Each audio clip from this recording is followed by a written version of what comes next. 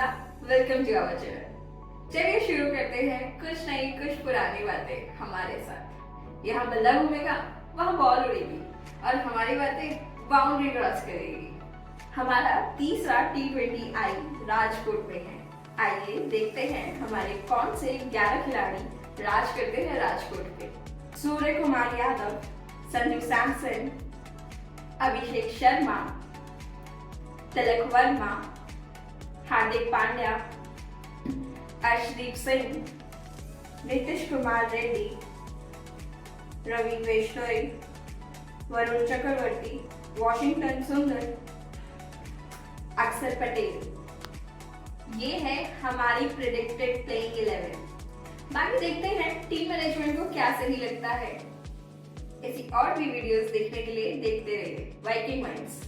तब तक के लिए लाइक कीजिए, शेयर कीजिए, सब्सक्राइब कीजिए, कमेंट कीजिए, फॉलो कीजिए और हाँ, बेल आइकन दबाना मत भूलना।